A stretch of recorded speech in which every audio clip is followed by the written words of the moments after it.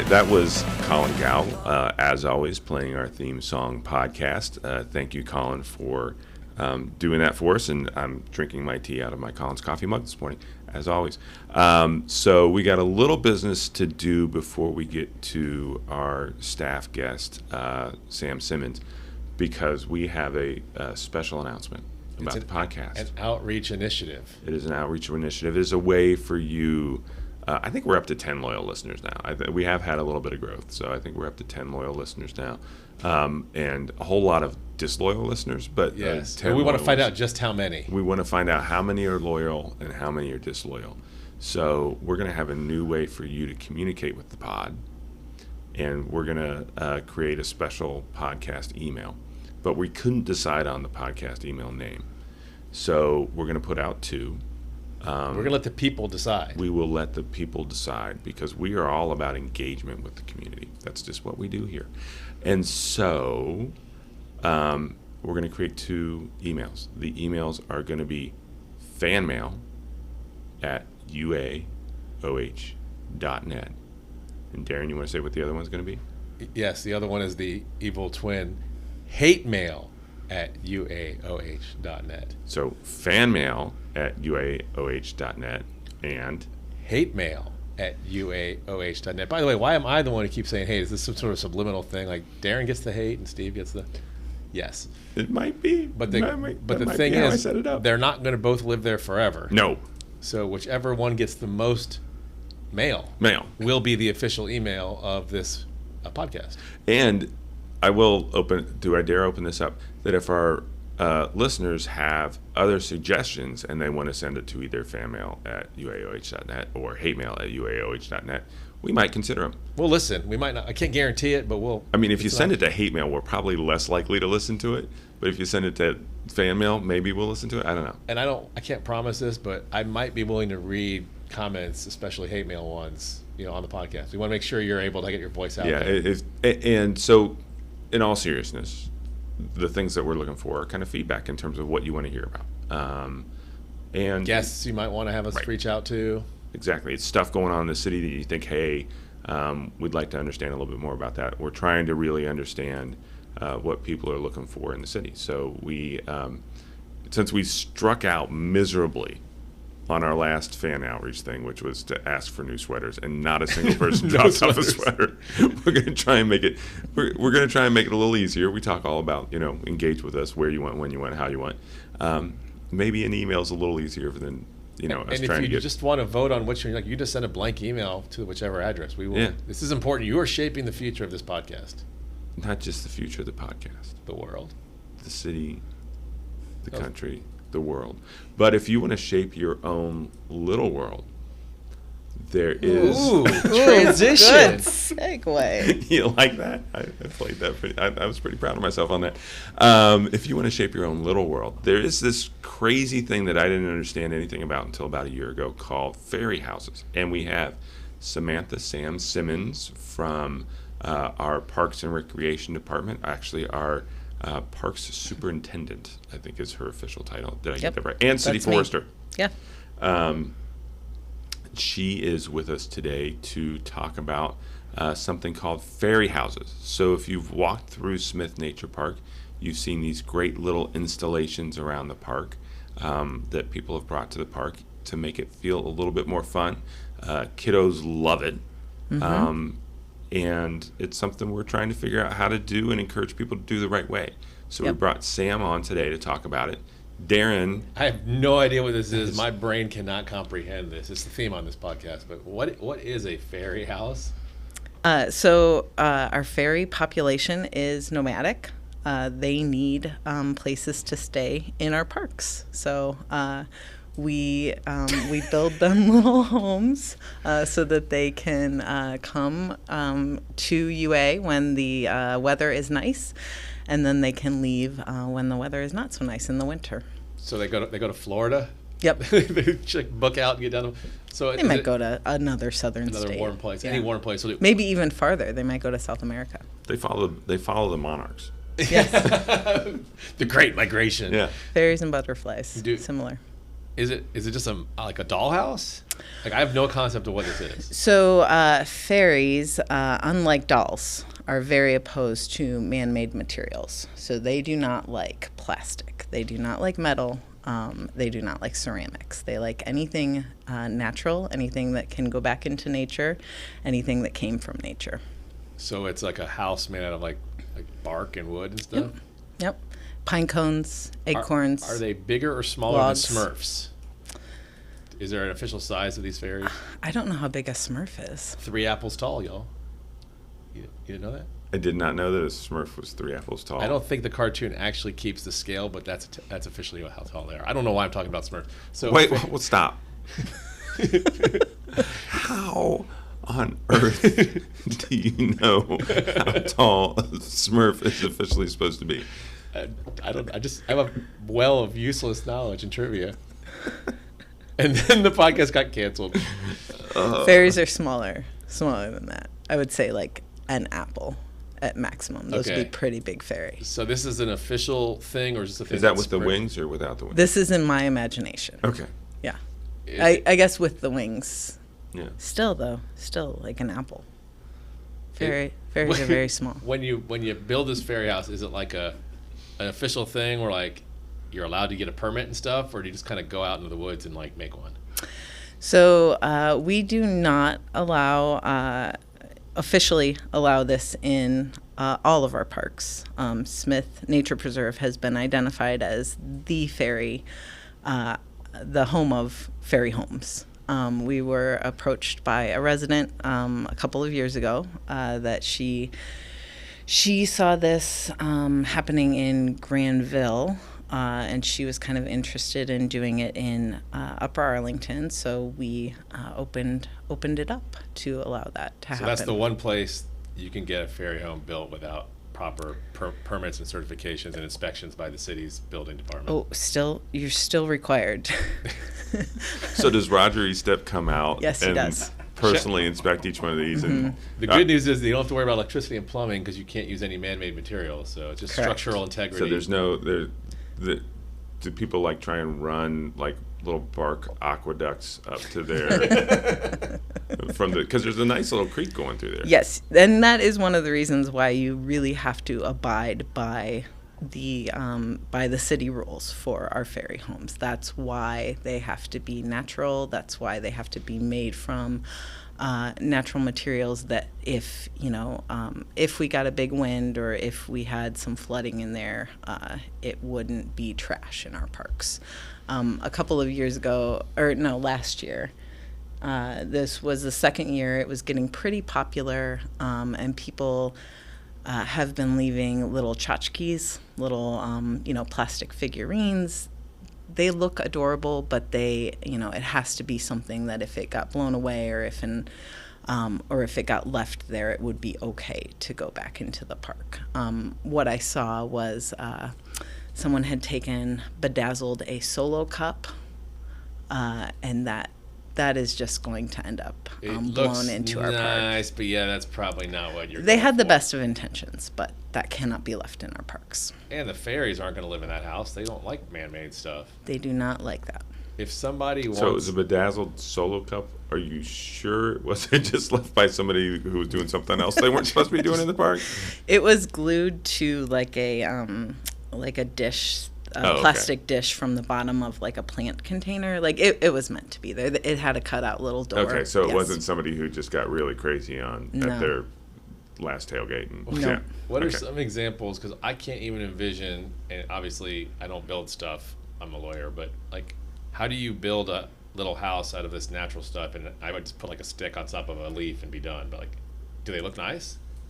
So yes, they look adorable. How do you do Your it? daughter would go crazy if you walked through there with her. I'm afraid she'll like grab them.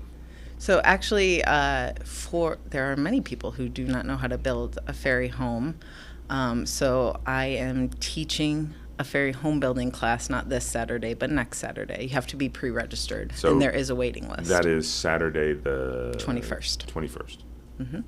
Yep. So you can register and learn from the official guru of fairy houses how to build a fairy house. Yep. We're going to start with a base, which is going to be a log cut from either, our street trees or our park trees.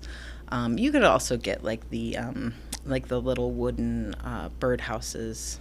Those would work as well, but start with a wood base is probably your best bet, and then decorate with pine cones, moss, stones, different things like that. And is it properly zoned? I mean, do we have zoning over there that says you can put a fairy house here, or you can put a fairy house there? Is there height limits, neighborhood compatibility? Like you have to have the right amount of pine cones, or else you can't be there or something.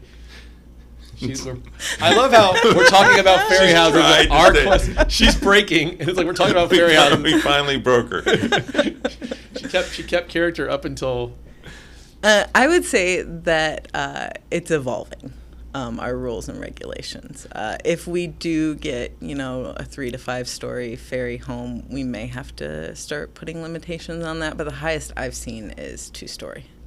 And they're natural materials, so correct. Worst case scenario, it's getting reclaimed by nature at some point. Yep. What is the official arrival date for these fairies? Like, when do we need these houses built? So March and April are when they start moving into the area, but fairies are not bound by our time limits, so they may. If you get a little late there in the summer, they might utilize that house, but the official end date is September 31st. So we ask that anyone who put a home in the park, if you would like to keep it, you need to take it out. But if you would like it to stay there, it may be subject to us taking it out. Now, I think what you mean is the fairies might take it with them when they go down south. Not the city. The fairies might take it. No, you're taking it. The fairies leave. They don't take anything with them? No souvenirs? They do not. They do not need to take their homes with them. I think this like city staff coming in to take out the fairy home sounds like basically Smurfs 3, because I think there's like 2 Smurfs. Yeah, but I think that's if somebody it does feel like an evil plot. It does. It sounds very ogre-y. Yeah, like you're Gargamel. Sam is Gargamel. Well, she's taking all the houses down. Ouch! We've taken the one person in the city who everybody kind of loves, and we're trying to turn her into Chad that everybody hates. Just called her. You called Sam Gargamel. Yeah, what are you doing? The whole thing is to part of this is to personalize. Oh my God, that was not right. Sam, you are much more than Gargamel to me.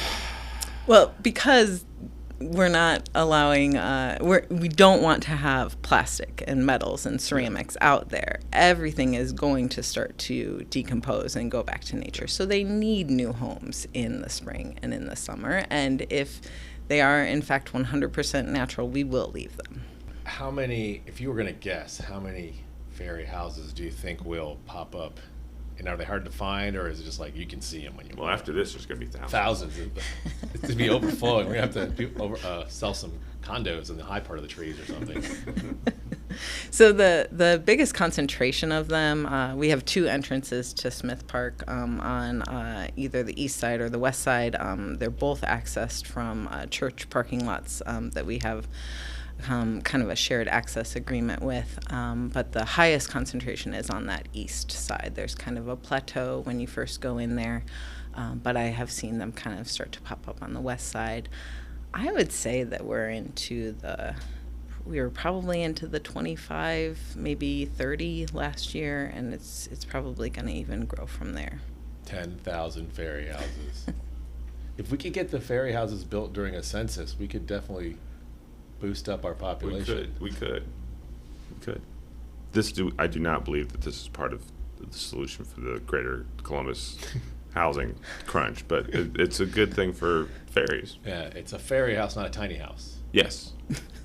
Yes. Are you familiar with tiny houses? Yes. Like they're like 100 foot house. Yeah, but they're not. They're like for people that are like, I don't know. Like people. At least like 30 apples high. Yeah. I'm not good at math, but that sounds about right. Yeah. I'm only going to start referring to people in terms of apples. Sam for the win. Apple with height. 30 apples high. And I will throw out there, if you have some strong feelings about my Smurf calculations, you can send those comments to fan mail or hate mail at UAOH. Somehow, I don't know whether I don't know whether that's going to get more to fan mail or hate mail with the 3 apples high. Yeah, I don't know. Are you sure you're right? Because you said that with an awful lot of conviction. Pretty darn sure. I mean, if you want to stall, I'll actually Google it. No, I 'cause don't the want to internet- stall. Internet never lies. And neither do hosts on podcasts. Yeah. Sam, thanks for coming on. Thanks So for we are having going to me. continue with the housing and development theme on this podcast, because the second segment of this, we're bringing in Mark Somerson from Columbus Business First, and we're going to talk about things in UA and development in the region as a whole. And we didn't think ahead to record with Mark to talk about how ferry houses might impact the Intel development out in New Albany. We should have, and Yeah. maybe if we ever have Mark back on, we'll ask him that question. But They're not a reliable workforce because they leave. they when are it's not. cold. No, it's not going to solve our workforce problems either, because they're just a little too flighty. Oh no. Again, that would be hate mail at UAO. All right, Sam, thanks for coming on today on that really bad dad joke note. And we'll move on to Mr. Somerson. Thanks. It was our first podcast. Yeah, we're doing a podcast. Click the link, listen to our podcast. Yeah. We're really excited to welcome someone into the podcast. We are breaking a little bit of a rule, though. We are? We are. I'm a rule follower. What rule are we breaking? You are a lawyer, so you do require us to follow the rules. Our guest today is not a UA resident, and he does not work in the community. I'm out. Darren's Just kidding, I'm here. Darren's like taking off the sweater, throwing stuff Sweater's down. burning it. He's burning the sweater. I'm done with this. Which would You'd be okay with it? Is that what you're about to say? Come on now, bro. Oh, man. My evil master plan worked. Jackie's master plan is what I it know. really is. So we have Mark Somerson. Mark is with Columbus Business First. Mark, what is your title? It's on my screen every day, and that is one part of what I don't read every day. Managing editor. Managing editor. There's the editor, managing editor, assistant managing editor, then reporters. Okay. If we were a bigger newspaper, there'd be other editors in there too, but we're not. So the reason Mark is on the podcast is because he did grow up here, and he and his paper do a fantastic job of following trends in the community, and I've used them for years. And in some ways, I do find that kind of Columbus Business First as a name for what you guys do doesn't quite cover it all. And you guys do a really good job of covering lots of issues in Columbus. We worked a lot when I was at the city, and I had housing as part of my portfolio because Columbus Business First, you guys made a very purposeful choice into getting into housing, and I do want to talk about that later. But you said you've listened to the pod before. We always start with our start bench cut. In reading your, what you call it, morning brief? Morning run. Morning run. The morning run every morning. While you're running. I used to be a runner, and I loved running in the morning, but that all ended years ago, but the name stuck. So the morning run, there's always some sort of a musical, lyrical thing towards the end. So we're going to give you 3 bands, start bench cut. Cut means they're gone. Means they're gone. can't listen to 'em Can't listen to anymore. them anymore. Bye. See ya. Rolling Stones. Beatles. Fish. Fish, gone. Well, and I have to say, we picked Fish because apparently you are legitimately a Grateful Dead fan. We were going to put them in, but we thought that was Like not not fair, just fan, but truly fanatic. which would take the fun out of it. So we thought we wanted to pick someone kind of like them, but they're not doing it for you. They're gone. No, never. I've Are- tried to listen to Fish and can't do it. Is that like taking like a beer snob, a Bud Light? Is that I pretty think much what we so. just did to you? It's undrinkable. Unlistenable. It just doesn't make any sense to me. So Okay, what about the other two? what about the Any other two? harder, or do we just Beatles totally or bomb Beatles or this? Rolling Stones? Beatles. Or To what? They stay. Rolling Stones would have to go. So they're Rolling Stones are on the bench. You're starting the Beatles. Okay. So Rolling Stones is not gone. They're just no, not, you just they're can't listen to the B team in this case, Okay. but So- they're up in my top favorites though. So if we had said the Dead, would you have had them at the top? Yes. Okay. Who should we have put in instead of Fish to make this a more interesting conversation? You know, the band I've been listening to a lot lately, and I'm stuck way back in time, but yes. Yes. Oh, the band, yes. I was like, yes. I knew what you meant. I was going to go ahead and play along and let you use the. I am obsessed with Yes now. As a Really? kid, I didn't really understand them. As an adult, something just clicked, and I've been listening to their first album. Over the weekend, I listened to their live at BBC from 69 and 70. Just unbelievable. I'm going to express or expose my ignorance, but Beatles, Rolling Stones, they're like in the, I mean, everyone knows them. Is Yes in that same tier, or are you Yes. just putting them in that tier because you like them?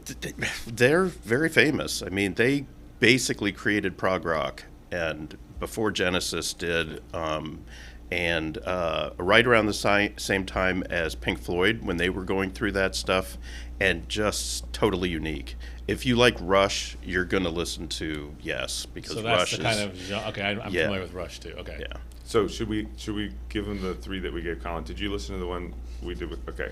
So for Colin Gal, who runs Colin's Coffee, has been in the band Watershed for years, we gave him a different version, which was we gave him 3 bands. One of them you had to play All the time. all the time. The other you had to listen to all the time, and the last one you could actually get rid of. And it was our Guilty Pleasures rock and roll version. Not quite the same level that we've just No. discussed. So it was Van Halen, Styx, Bon Jovi. Oof. Yeah. Oof. Is that oof like they're all dead, or oof like it's a tough choice? Of those, I would listen to Van Halen if I had to. Styx, I'd rather you poke my eye out. And what was the last one? Bon Jovi. Oh yeah, I don't think I know any Bon Jovi songs. Maybe the big one. Do you watch TV? They're covering every commercial at this point. I mean, I just turn those off. I can't. I know who Bon Jovi is, and I know he's from New Jersey. yeah. Yeah. That's about it. And And he all- had a you- big if song. you've heard one song, you've probably heard them all because they're all kind of the same. Yeah. Yeah. No offense to Bon Jovi fans. I'm fine if any Bon Jovi fans. I've been to a Bon Jovi concert. What well- did you wear to the Bon? Well, okay, did you I like was- have like John Bon Jovi hair and like? Oh, in law school, fancy blue I was jeans and the whole 9 studying, yards, or and what'd you do? My roommates bought tickets and they didn't tell me, and I don't remember if their girlfriend dumped them. Whatever reason, they had an extra ticket to Bon Jovi, and I was like, oh, okay, I'll go. And I was kind of like you. I did not care one way or the other for Bon Jovi, but then I was like, oh, I think I've heard all these songs because they're all kind of the same. I'm sure. Living on Yeah. a Prayer, Wanted That's Dead the or one. Alive. That's the one. What's the outlaw one? I'm a cowboy on a steel horse I ride. Okay, can we cut him singing? Oh wow, it's gone. All right, Yeah. we'll- All right. we'll fill So it in. we'll actually just bleep that. That'll be perfect. We'll, Yeah. we'll just bleep that, just like when I drop F-bombs. So you grew up here. Yeah. About when was that? My family moved from, at that point, Maryland to Arlington in 1966. Okay. Bought a house on, can I say the road? Why not? Right, we're not, I mean, people might want to and- go see where you grew up. They might be like I tourism. think we're gonna put it on the history tour. Bedford Road, right between Tremont and Stanford. Okay. In a house, I think it was built in 1915, so one of the first original Cool. houses in Upper Arlington. And we lived, my mom finally sold the house in 1995 when she moved out west. So if you're listening to this podcast and you're able to figure out that that's your house, send us an email and we'll like give you a shout out. We could. I'll give the address if you want. I know my old phone number. I will never forget. And I just found my house key from when I was a kid. Let's go see if it works. Let's just drive over. Now don't give the address, because that way, now if you give the address and the house gets broken into, they're gonna know. They're it gonna was know you. it's me. I'm sure the lock has been changed since. I am also enjoying the scavenger hunt aspect. Like, okay, when was my house built? When did I buy it? What road is it on? I mean, Well, there's only 5 people who listen, so and we know my dad doesn't live there. Your dad doesn't live there. My wife doesn't live there, so I think we're. So So when were you in high school in UA? What time frame? I graduated in 1983. Okay. And I started, I don't know, it was back then, it was 10th through 12th at the high school. I went to Jones Junior High, well, it was junior high back then, and then before that, Barrington Elementary. As you look at the UA that you see today, and you look at the UA that we had, I know there's one thing that you really miss, and that's the Macy's building. Oh, God, yeah. I almost brought one of my bricks. I have two. So I was going to bring this up. So the police department will be coming in later. Yeah, we don't have after people we who jump the record, fence. especially now that we have it on. We have it in mission. Yeah. That- You will get those bricks when you pry them from my wife's cold, dead hands.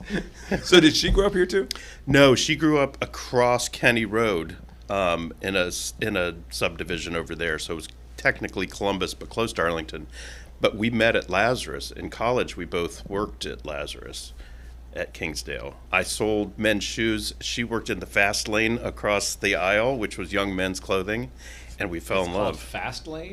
It was called the Fastlane. That's where I want to buy my clothes. That's where you bought Fastlane. all your parachute pants, didn't you? Yeah, and the blazers that you rolled up the sleeves. Oh. It was the whole Miami Vice look was huge. I was going to back ask then. if you had a white one.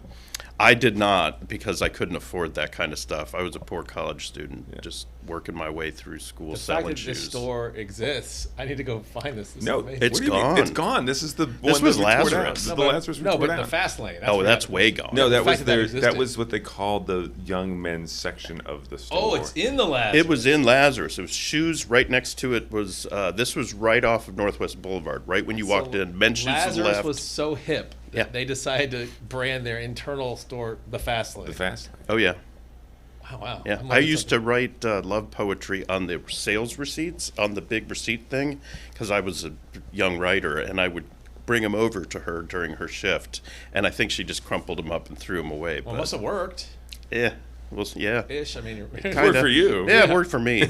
I don't know. I don't ask other people to try that technique because it's real tricky. we do not recommend writing love notes on receipts because you just don't know who's going to be the next shopper. It could get really awkward. The roll comes out. No, you cannot buy this yet. You're supposed to be next. Yeah. Yeah. Or the wrong person gets us like, Yeah. oh yeah. Yeah. Sounds that like a could be dangerous. sitcom. I was very suave as a young man.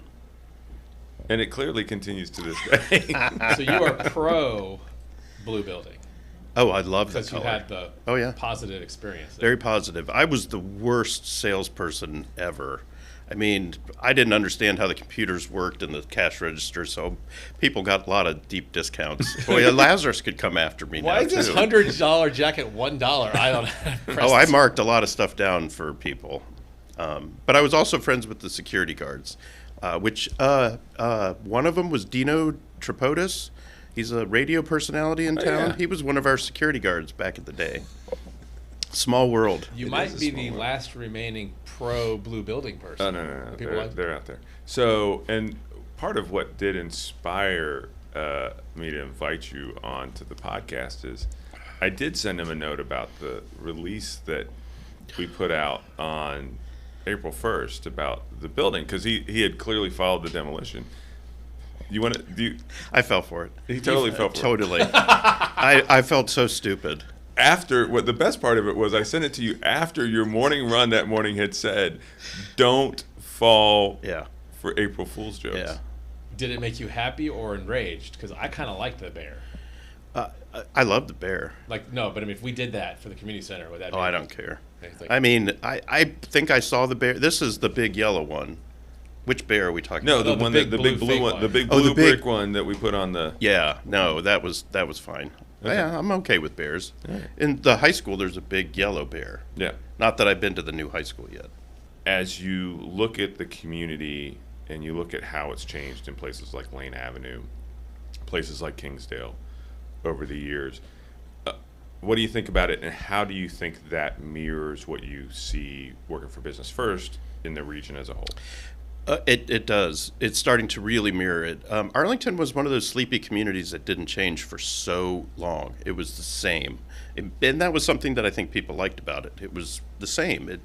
You're landlocked. You don't have a lot of places to grow. it was just houses, and most people didn't work in the community. They left the community to work. And now when I drive through it and see the verticality of it, the buildings that are going up instead of across, and new businesses moving in, that's something that's exciting because, like I said, Arlington just had not changed over the years. And to see this kind of progress and evolution of the city is remarkable. I have two kind of oddball questions for you. One, I know you're an editor, but you're a reporter probably by trade before you moved up to that. Yep. Yep. Is it weird being on that side of the interview as opposed to asking people questions? And I say this from personal experience because Steve made me sweat last week when I was the guest. But I mean, is it harder to? Yeah. Are you finding it weird? Or is it something you do often? I don't mind talking about myself, but then I have to remember it's being recorded. I do curse like a sailor, so I'm trying not Steve. to. So go ahead and let him fly because he's got the button. I'll throw some out when you ask me more UA questions. And then my other question is, I believe Business First does the 40 under 40. Yeah. Is that correct? Do you have any involvement in that? Or We had 200 applicants, and I am one of the people who winnows that down to 40. I was 40. No, I'm not anymore. I was 40 under 40 like years ago. Were you? Yeah, I don't know. It must have been before. I've been there for 5 years now. Before that, because I'm 44, so I was a young pup. But It's a cool. great program. It's a great honor too. Oh yeah. I mean, not that it might be a little less great because I got it, but I mean, it's a cool thing. It's a great way to recognize people who are involved in the community. I mean, they did give it to Chris McGill this year, and I mean that's a significant step down. Andy Marsico, I think, balances it out between those two, but McGill's pretty rough. McGill is somebody I used to work with. Yeah, I hope you know this person because otherwise, we just lost a He listener. seems nice. I met him on Monday. He's a very nice guy. I worked with him when I was at the state of Ohio, and then when I went into consulting and worked for Ice Miller, I kind of hired him to come on with me. And when I went to the city, he said, "Heck no, I'm not going back into that government stuff. I like it here in the private sector." Yeah, and that was the story he was telling us about how he bribed you with donuts to get a deal through, and that you demanded the bribe. I did demand Yeah. the donut bribe. We won't go any further than that. We at the city we may don't have to accept dump bribes. it. We may have to dump this and the whole section on you. We've got this. We just did away with our whole mutual assured destruction thing because you admitted that you stole bricks, Yes. and I've admitted that I did allow a pumpkin donut from the pumpkin show. Right. Oh, well, there's an exception in the law for that. For pumpkin donuts from If the it's pumpkin if it's show. from the pumpkin show, that's okay. If it's I from think like it's a normal okay. pumpkin donut, that's not cool. And if Chris listens to this, he will be very proud of the fact that I called it the pumpkin Show, not the festival. not the festival. Oh, is that right? Is that its official name? It's Yeah. a big thing. His parents live right inside the festival zone, so he's sort of forced to go to it. So for those of our Show zone, not shows, festival. nice Oh, that. you did say I did it. festival. I did. He was just testing you, Steve. For people who might not be as familiar with Business First, our listeners might not be in that kind of general readership demographic. What is Business First, and who would be kind of your target reader or audience? Because you're not just written stuff. Right. It's online, and we do a print edition every week that is mailed, but we also have online daily. We cover business. We cover all sorts of aspects of business. We do business-to-business stories. We cover real estate, both commercial and residential. We cover commercial development is our bread and butter, so we are all over that. We have two reporters, one who covers just Columbus and one who covers everything outside of Columbus. We cover healthcare. We cover affordable housing, which is a huge thing that Steve mentioned before. We cover restaurants, bars. We cover craft beer. We have one reporter who does restaurants, craft beer, and bars, and he's excellent at it. He's That's been doing reason it enough forever. to subscribe, I would say. Yeah, and we break a ton of news. We just have really good sources. Our reporters are really good at what they do. It's something different every day, and it's just a great job. Absolutely love it. They're also very good writers. Yeah. The pieces are very well written. Except for mine. Except Those are yours. a little iffy. Garbage. Just kidding. Great too. Although I do remember, the other thing I did want to bring up is I do remember you had your favorite line that I've ever read was when Ginther had just announced the regulation of scooters. And in the morning run, you had this line. I think it was, Ginther, don't geld my stallion. Yeah. That was, Yeah. I think that was the moment at which I realized you actually were pretty funny. Yeah, that was a triumphant moment in my writing career. I wanted it to be on a coffee mug to have. And we meant to you- make you never one, did and we make me never that did. coffee mug. We never did. And I'll get you a coffee mug, and you'll put your donuts in it. I will. I still occasionally see the mayor, and I will bring it to the next time. I'll just. It's the next meeting. He I'll never just said stop anything there. about that. I don't think he read it, but that's okay. Yeah, that's why he's the No, mayor. what happened was he read it and it was so like it got him so bad that he didn't want you to know you got to him, so he Yeah. won't even mention it. I remember I had to look up the word gelding because I didn't understand what Would it you meant do. to geld something? Yeah, It's not usually good. No. For the creature at least. No. Less said about We're that. not, the yeah, better. we're moving on. What trend? So, yeah, let's go completely away from gelding and the process. we're of gonna gelding. cancel our free podcast. So- Can't do this anymore. Back to Darren. I was going down a serious path, and Darren is usually takes us somewhere else. So you do spend a lot of time on commercial real estate and kind of how the community is changing. Yeah. What do you all see as kind of the most fundamental change that's coming in the next 5 years? Well, Intel for sure, and what that's going to do to Central Ohio, or what it can do for Central Ohio, and how Central Ohio can make it work for them. There's still a lot of big ifs in this, but we just held a forum that we called Opportunity Columbus. It's all about Intel, and we invited a whole bunch of people, and 500 people showed up to listen to these experts, including some folks from Intel and the city and others. And especially New Albany, about what this means and the opportunities and the challenges that are going to come with it, with workforce, housing, of course, and affordable housing, but just getting prepared for this sort of thing. And is the infrastructure working? Is Licking County going to work well with New Albany over this, which we're still not sure about yet. So, yeah, that's the big thing. The other big thing is warehouses everywhere. Those are going up everywhere around the ring of the city, and that's something that we've written a lot about in the last year but hadn't really before. A lot of speculative warehousing going up, and they sell like that because everybody wants or needs some sort of distribution through Columbus and Central Ohio, which makes sense since we're so close to everything, and that's starting to attract a lot of attention from big companies who never considered Columbus for something. We saw a story out of our San Francisco. We have a sister paper there who wrote a story that we grabbed this morning about how Twitter is looking for new headquarters once Elon Musk has his hands on it, and Columbus came up in the conversations. So I don't know if we want that here. I don't know how Yeah, Columbus oh. would do with that sort of thing, but when you describe the Intel's like, what are they going to do to us or for us? I mean, that's kind of got the same thing with Twitter. Why would they come here? it's cheap. He already moved. He moved Tesla to Austin, Texas, from California because it's cheaper to do so. Not that Austin is all that easy to get around anymore. That's grown like hotcakes too there.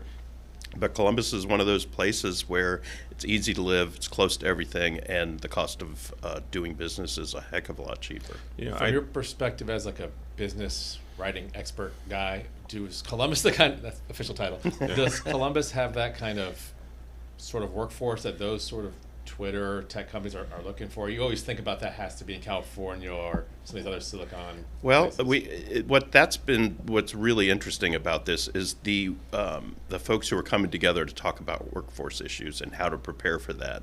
So all of the colleges are starting to work together. The high schools are starting to think about it, how to get people involved in STEM, and then get those opportunities for them to go to college, at least to get the degree that you need to work at Intel.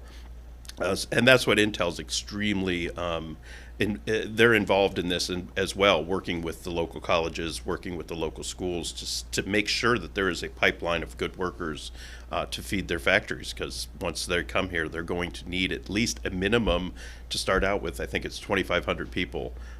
So it's going to be quick, and that's only going to grow as they keep building more fabs. So the thing that's going to have a huge impact on our community directly is the development of the Innovation District Yep. out on West Campus. Talk to us a little bit about how you all kind of understand that and see that, and is there any interplay there between that and Intel and those technology coming companies coming that Darren was kind of talking about. Oh yeah, it's again, that's an amazing thing. When I went to Ohio State, freshmen all took classes over at West Campus. You took the bus over there, you did your basic freshman classes, and then would bus back for your other stuff. And it really hadn't changed over the years. But this innovation district is going to be amazing. You already see it going up. And it will serve for startups. It will serve for companies that are spinoffs from Children's Hospital and Ohio State for tech. And that's the kind of stuff that will also build up when Intel comes, because they're going to need technical support. They're going to need innovation to make changes on how they do what they do. And so, yeah, I think that's going to feed into it. And you guys being as close as you are to it, I would think that it will have some good effects. Yeah. Aside from the Twitter scoop that you just feasted us with, is there any other kind of like bubbling rumors you can discuss that you're working on? That Intel one was the hardest one to. We had heard rumors about it coming. We knew something big was happening. Then we heard the name Intel, but that was a really well kept secret. We ended up. I believe the Columbus Dispatch had an exclusive first, but we heard about it, and so we got on it fairly quickly after they did. But it's one of those things where, being the largest newspaper in town, sometimes you have a few more strings you can pull, but we got on it pretty fast. And do sources kind of come to you, or do you kind of got to ferret them out? Both. Because people want you to write about their projects, I assume. yeah, Steve leaked a bunch of stuff from the city of Columbus to us. I did not leak anything. I was just about to pay you and your reporters a compliment, but no, not doing it. I'm out.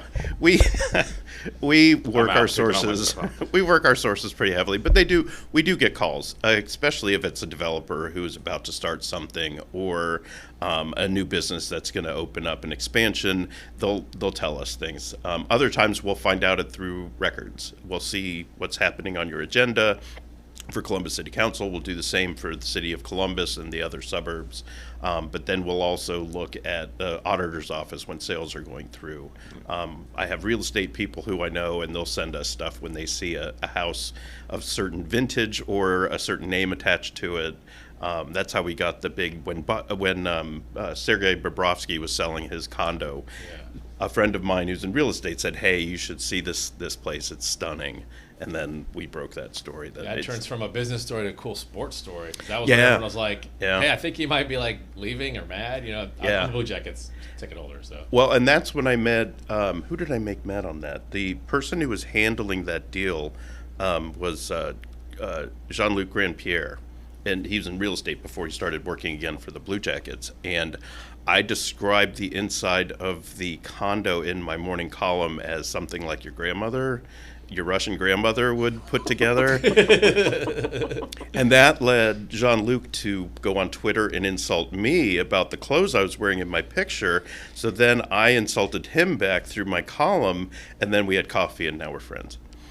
You can make fun of Steve and me in your column anytime. There's no such thing as bad press for the Won't You Be Our Neighbor podcast. No, there is no such thing as bad press. The compliment that I was going to pay you and your reporters is one thing that I found in working with you guys is if you had a really complicated story, your team would take the time to really sit down and understand it. You wouldn't report it, you wouldn't just take a press release and run a press release. Right. You would take the time, you'd understand it. You'd say, okay, we appreciate the embargo. We're going to do a little bit of other research and then run a story that laid out the complexities. And I think that you guys take advantage of the format that you've got. Right. That gives you a little bit more, it feels like it gives you a little bit more space to do that. Yeah, we do. I mean, online you can go write as much as you want. And one of our reporters, Carrie Ghosh, takes advantage of that a lot. Carrie is about the most thorough reporter I've ever met. She's quite the veteran in Columbus anyway. She worked for the AP before she came and worked for us.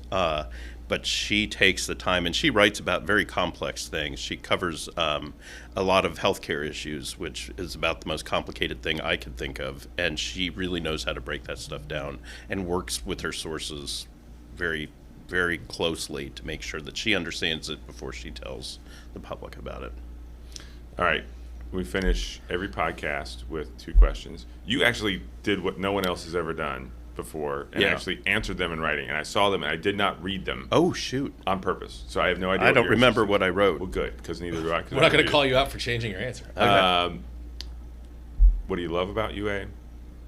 Or if in your case, since you don't live here now, what did you love most about UA, and what would you change about it? Well, still, what I love about UA are the people that I've met here. I mean, I grew up in Old Arlington and met friends back in kindergarten and first grade who I'm still friends with. Met my wife here, of course, so that means something. But mostly the friendships that I've had that are all based on UA. I still get together with people I went to high school with. Not often, but sometimes. And actually, my best friend I went to high school with. So, yeah, the people here were it was very close-knit and nice, and it was a great place to grow up.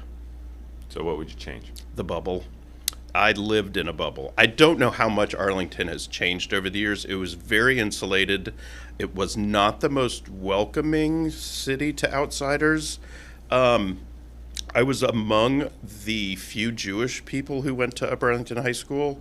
I think in my class of 550, there were 3 of us, Elliot Blatt, Jessica Schimberg, and myself. The fact that you could still name them says there wasn't very many people. No, and people would let you know that you were different in Upper Arlington, because most people, they all went to the same churches and all of that, and Arlington had a reputation for being somewhat snooty. My family did not have a lot of money. My father was a college professor, and there were 6 kids in that house that we grew up in on Bedford Road. So it was there was definitely there's definitely a line drawn between those who have money and those who don't, or did back then. I don't know if that's all changed, but it's something we've been.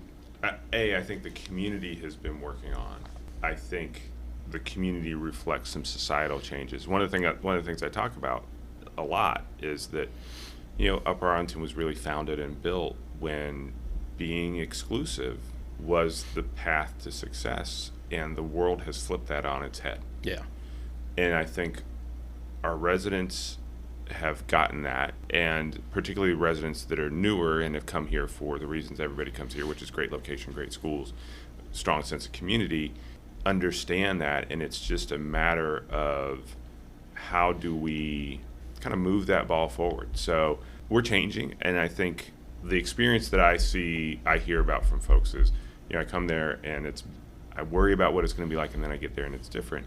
But I do think, that legacy of being built when it was a great thing to be exclusive is, it's going to take us a little while to work through that. Yeah. And, the real estate here is not exactly the cheapest. So right there, you cut people off, too, who can't afford to move to Upper Arlington. Yeah. So, you have special challenges as a city of trying to be more inclusive when you have things that automatically make it harder to start out. Again, yet another podcast where the answer to the what would you change question is not we need a new city manager or city attorney.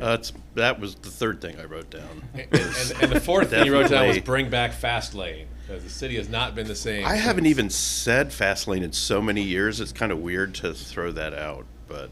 So go back, ask your wife how many pairs of parachute pants she thinks she sold in the Fastlane. Oh, she had to have sold hundreds, but I'll ask her. I'm going to be honest, if I was here, I would have bought a pair. Yeah. Throw that out there. I'd buy one now. Okay, I need to go somewhere because I just had a vision of Darren in parachute pants, and yeah. Okay, thanks for listening. If this was your first episode, sorry. So no, yeah, really. Mark, thanks for coming on. Thanks for continuing to do great work that a lot of times. You find folks in public positions and folks in the press kind of at loggerheads a little bit and a little bit in a conflictual thing.